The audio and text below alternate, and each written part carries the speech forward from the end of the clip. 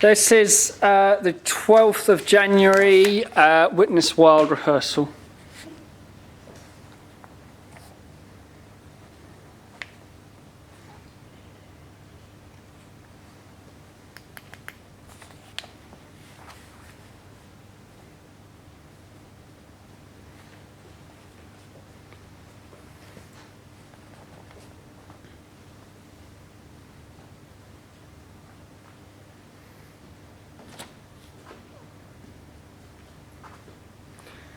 Mia, feel free to holler out sound cues to fill in the gaps. Okay, eerie music and surround sound around.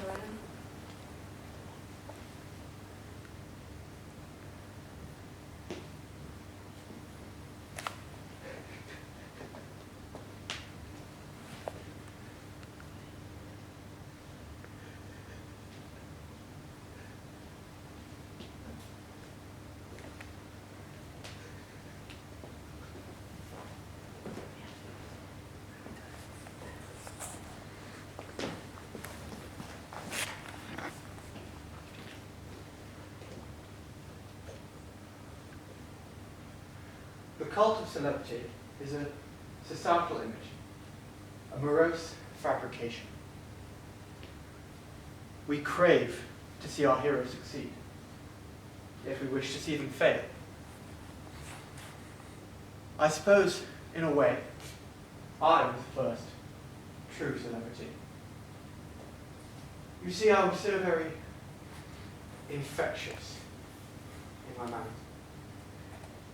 For several years, it was quite the style to talk like me, or to imagine that one could.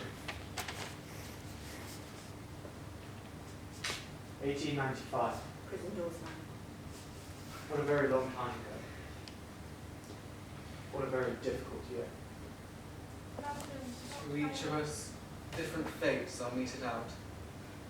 My lot has been one of public infamy, of long imprisonment, of misery, of ruin, of despair. But I am not worthy of it. Not yet, at any rate.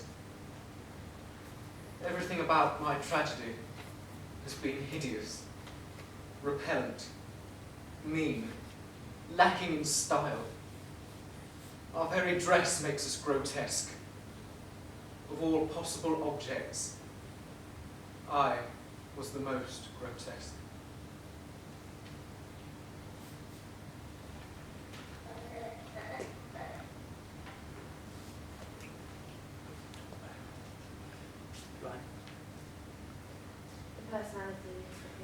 The personality of the artist is not a thing the public should know anything about.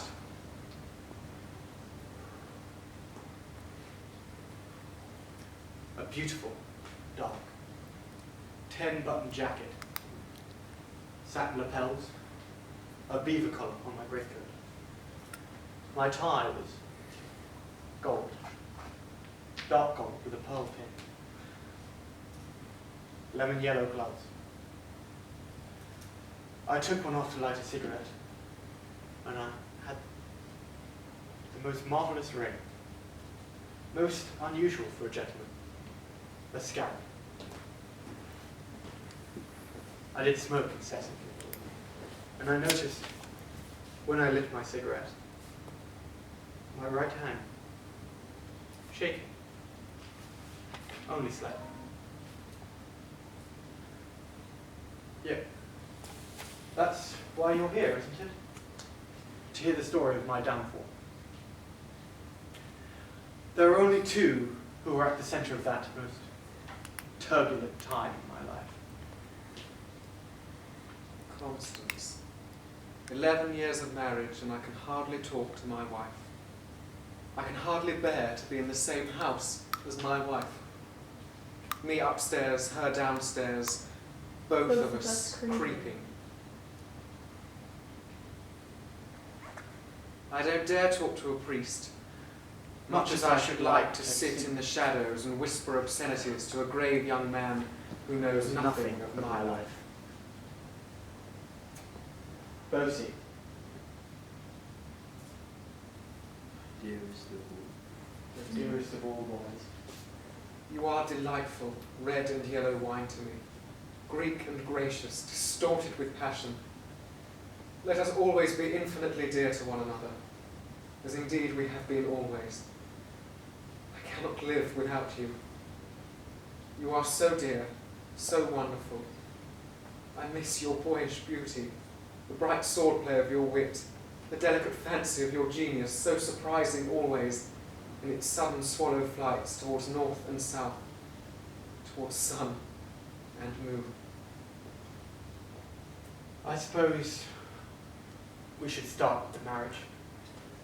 There are many types of prison.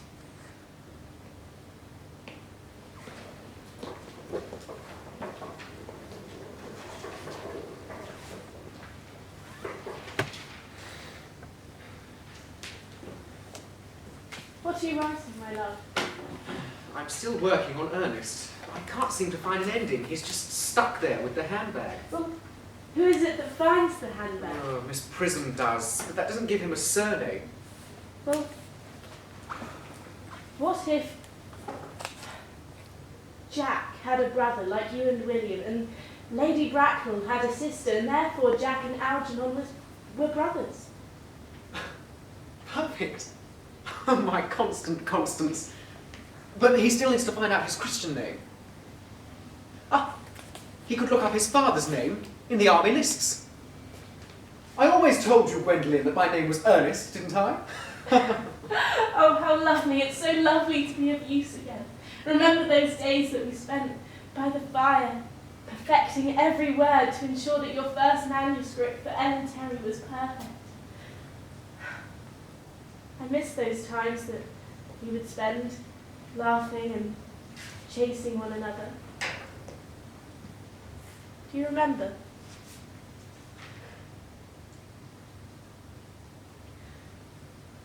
Charles and Elizabeth have asked us to dinner on Tuesday. I'll be at the club on Tuesday. You're often at the club. I wish that things could be like they were before the boys.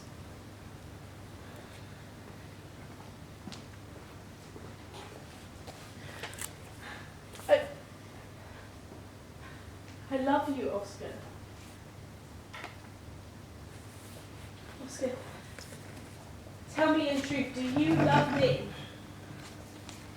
The dutiful one.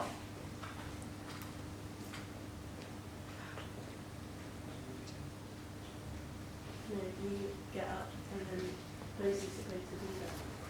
And you're tracing his outline. To honour, to honour, to protect. Yeah, but What I'm doing you're is- lying there. I didn't know, it doesn't say when to come on, it says basically on this to come on afterwards. After you said that. Yeah, so it's a come on before. Okay, give me the answer. So, So, can you go from the line then? Wait, asking. Oscar, tell me in truth, do you love me? The dutiful wife.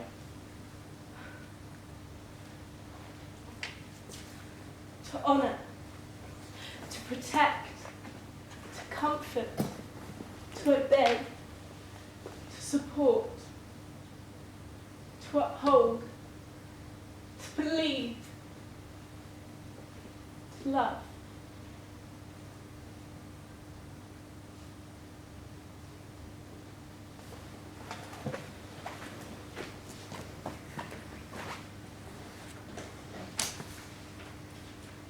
Oscar, tell me in truth, do you love me?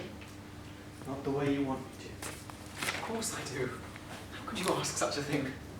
Well, it's just I hear things, malicious whisperings in parlour clubs and restaurants. But I never hear the ones that say them. The middle classes air their moral prejudices at their parties and whisper about what they call the vices of their betters in order to try and pretend that they are in smart society and on intimate terms with the people they slander. Oscar, would you put the children to bed?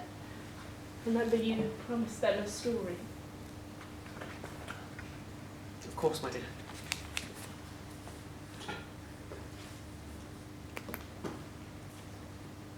You must be sincere, Oscar. This is no time for wearing the shallow mask of manners. story on. Is this, which story is this? No, it's the Do you want to run through your lines if you can, or? Should we not try If- and do it? Yeah, I think we should try and do it. You're missing a Quite a couple long of story. I have learned it, but To be fair, I'm I not sure, I'll be the one kind of to. messed up the. I'll be the one to get it because I was supposed to do it 3 times, but I didn't tell you. that was perfect timing though, Oh, okay. because I was just about to touch his chest and then I moved away just as you Oh. finished. So Because she told me to do it 3 times, but I didn't tell you that, so I wasn't going to do it. I mean, what was all the... See if we can read the line for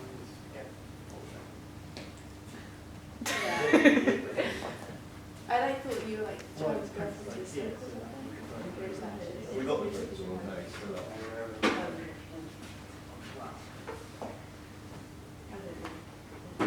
Reading the prints, yeah.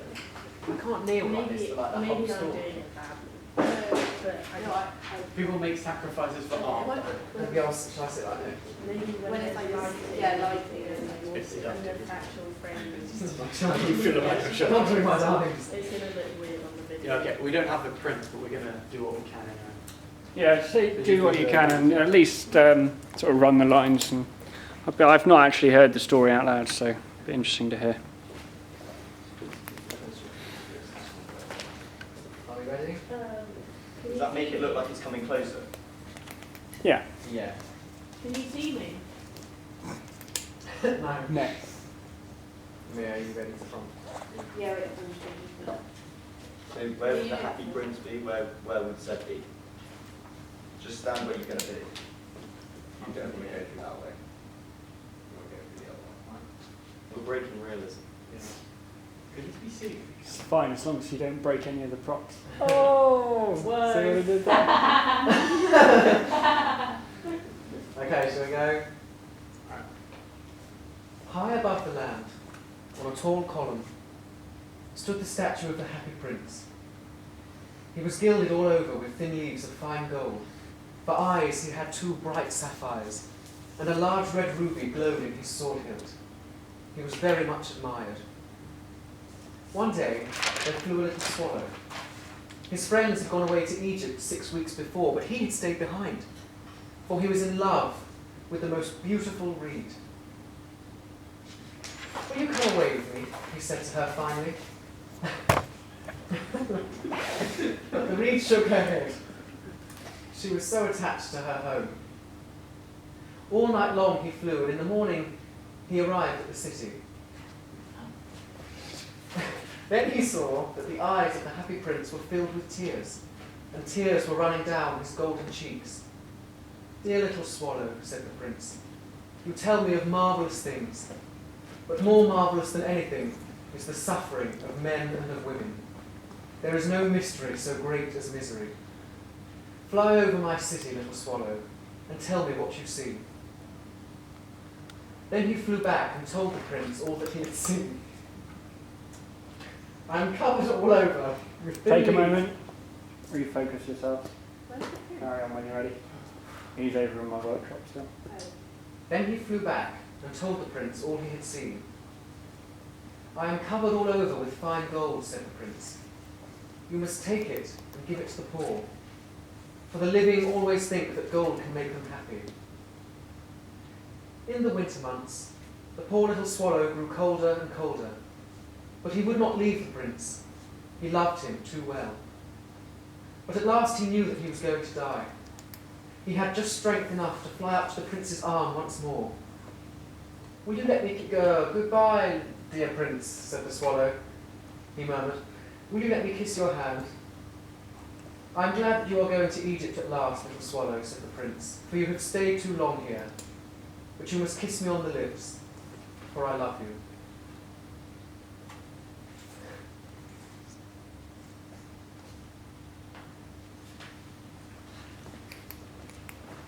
You are so good at the art of simulation. You have learned how to be the perfect husband, the perfect father. You have studied the ways of other men and learned the highest of human skills, a skill no other creature owns. You have finally learned how to laugh. Do continue, sir. Now I ask you, Mr. Wilde, on your novel The Picture of Dorian Gray, do you consider the description of a feeling of one man towards a youth just grown up, a proper or an improper feeling? I think it is the most perfect description of what an artist would feel upon meeting a beautiful personality. So you feel That this is in is some way necessary to his art and life. so you feel this is a feeling one man should have towards a youth? Yes. As an artist. Let me read an extract from the aforementioned text. Oh, please do. I adore the reading of masterpieces, especially my own. It is quite true that I have worshipped you with far more romance of feeling than one man would usually give to a friend. I have never loved a woman. I suppose I never had time. Oh, naturally, Mr. Carson, you do not purport that this fictional extract applies to myself. I have loved a woman. My wife, Constance, to whom I have been married for 15 years. We have 2 children, sir. Is that not evidence that I have loved a woman at least twice? A marriage is no evidence of love. Pray tell, if there is such affection, where is Mrs. Wilde today? She is indisposed. Ah, how interesting. One would think a loving wife would be here on such a day of importance. That is, if you have nothing to hide. And Constance isn't the only woman I've loved. Florence Balcom, whom I knew for 2 years whilst at Oxford. Mrs. Balcom, is she present here today? I thought not. Mr. Wilde, the only knowledge I can discern of the women you claim to have loved is that neither wished to be here. Lie. From the moment I met you. From the moment I met you, I quite, just... Personality. Oh, yes. From the moment I met you, your personality had the most extraordinary influence over me. I quite admit that I loved you, and I adored you madly, extravagantly, absurdly. From your literature, Mr. Wilde, the only knowledge I can discern is that you seem to know far more about the love a man feels for his fellow man than for which he should feel for a woman. Members of the jury, the man stood before you is morally corrupt, with no regard for the law, his family, or the sickening consequences that his literary vulgarity may have upon the young. Lie. The artists in this country. The artists in this country believe they may do whatever they wish, with whomever they wish. It is about time that the British people say that they will not abide. Mr. Wilde, they may have you all believe that he is just an innocent romanticist. This is a lie. He is but the poison that taints the well of our morality.